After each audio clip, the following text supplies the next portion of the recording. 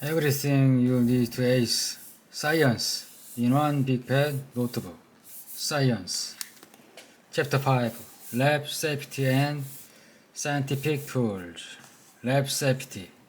The most important thing is to think before you act, being thoughtful and cautious while experimenting will help prevent many accidents.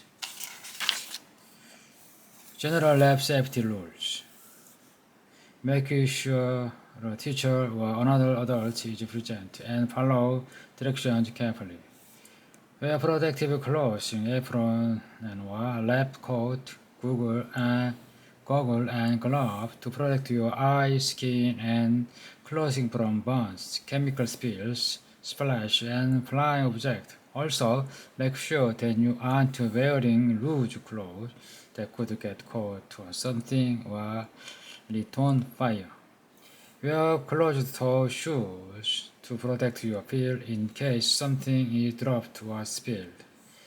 Tie back long hair and might get caught in something and yanked. Or if you are walking in the heat, it could even catch on fire. Wash your hands after handling chemical and living or once living things. Don't eat or drink in the lab. You don't want to mix toxic lab chemical with the things you are consuming. Keep the lab clean and organized. Put away anything you aren't using, such as backpacks or jackets. Don't learn or throw things. Someone could get seriously hurt. Safety equipment. Know how to use it and where it's located. Eye wash. Use if a chemical spilled or splashed into your eye. Rinse your eye immediately for 15 minutes. Sometimes there is a water fountain in the lab just for this. Small bit or tongs used when handling hot beakers or equipment. Fire extinguisher used to put out electrical, chemical, or gas fires. Fire blanket used to small fires on people or surface. If a person is on fire, wrap them in the blanket and have them roll on the floor. Shower. Use if a chemical spilled won't touch your skin either directly or through clothing. Remove any clothing that is contaminated with chemical and rinse yourself under water for 15 minutes. Accident happen. Oops! Despite all of these safety precautions we take, things happen. Make sure to tell the teacher and lab supervisor about any accident. Minor burn. Put on the cold running water for at least 5 minutes. Lab fire. Get adult help immediately. A big fire isn't like a birthday candle. Blowing on it will not put it out and can make a fire spread. Also, water will not put out an electrical fire. Person on fire, roll in the ground, preferably in a fire blanket. Again, get an adult to help. Water spills, mop them up so no one spills. Chemical spills and broken glass. Make sure no one steps in the accident area. Ask an adult for help. Waste disposal. Most labs will have garbage containers labeled with the types waste you can put inside. Ask the lab supervisor if you are not sure where to dispose of something. Hazardous waste. There are 6 major types of hazardous waste you may encounter in lab. Each type has its own symbol. Biological waste. Blood, mold, dead animals, animal waste, or any object contaminated by these things. Toxic waste. Anything poisonous such as chemical solutions or certain cleaning materials. 3. Radioactive waste. Anything contaminated by radiation. The emission of energy through waste of particles, perhaps from lab or X-ray equipment. You probably won't see a lot of this kind of waste in your school lab. 4. Flammable waste. Things that can easily catch on fire such as gasoline, solvent, or alcohol. 5. Corrosive chemical waste. Highly corrosive. damaging chemicals such as acid, bases, and old battery. Sharp object and glassware. Broken glass or sharp objects such as needle or blade.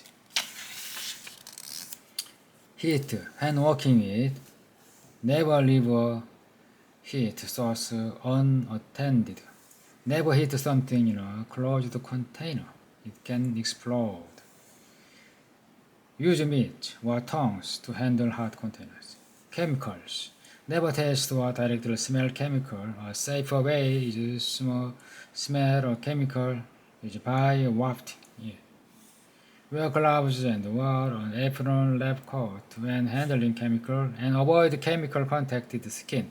It can give you a chemical burn. Ouch. Always label containers containing chemical and never use chemical from a labeled container. Biological materials. Always wear gloves and protective clothing. If you are not careful, biological materials can transmit bacteria and disease. Yikes! Be sure to wash your hands even after wearing gloves. Biological material, living or once living materials. Handle living specimen with care and make sure to provide them with the proper food and habitat. It's important to treat all living specimens ethically. Bacteria, single-cell organisms that have cell walls but no organelles or organized nucleus. Electricity. Make sure cords are not damaged. Damaged cords can cause electrical fires. Make sure electrical outlets are either grounded, or this will usually mean the outlet has a little red button in the middle, or are at least 6 feet from a water source, such as a sink. Make sure to keep electrical equipment dry. Water-worn plugs, outlet, or equipment can cause an electrical shock. Keep cords out of the way so you don't trip on them or snag other equipment on them. Lab instrument and tools. Hot plate. A hot plate is like a stove top, and there is a dial to control the heat. Usually, fluid containing test tubes are heating using a hot water bath. A Bunsen burner is also used for heating things. Unlike a hot plate, a Bunsen burner is an open flame fed by gas. But like a hot plate, it should be ignited by a teacher or other adult. Bunsen burner. Ring stand. A ring stand is used to hold beakers, flask, and test tube. It's usually used when heating, mixing, and measuring chemicals. In a lab, we use many kinds of glassware. Most of the glass is heat resistant and durable, but if it's heat or cooled too quickly, it will crack or shatter. A beaker. A beaker looks kind of like a glass cup with a spout to make pouring fluid easier. Rough measurement can be made using in line of the beaker's side. These aren't the most accurate. A flask is like a beaker except that its mouth is much narrower, so it can be closed with a stopper like a beaker. The measurement on the side only give an estimation. A test tube is like a long glass tube rounded at the end, sort of like a long hollow glass finger. Stopper. Stoppers are rubber tops that fit into the neck of a test tube and flask. Sometimes stoppers have holes in the top of the sticking in glass tubing, which can be used to connect the test tube or flask to other things. A test tube brush. Test brush helps you clean junk out of narrow test tubes. A stirring rod is a glass stick used for stirring liquid. A funnel is used to help clearly pour liquid from one container to another. A funnel is widely at the top and narrow at the bottom, so liquid is caught and pushed out in a concentrated stream. A microscope is a tool that allows you to see small things close things up close. A microscope is essentially a LED powerfully magnifying glass. When using a microscope, we usually examine things on a slide, which is either a flat piece of glass or a flat piece of glass with a small depression to hold a specimen. In lab, we usually use a compound microscope, which is a microscope with two lenses for super powerful magnification. You can change the magnification by rotating to the different lens that's closer to the slide. Be careful not to crush the slide when you focus on a high power.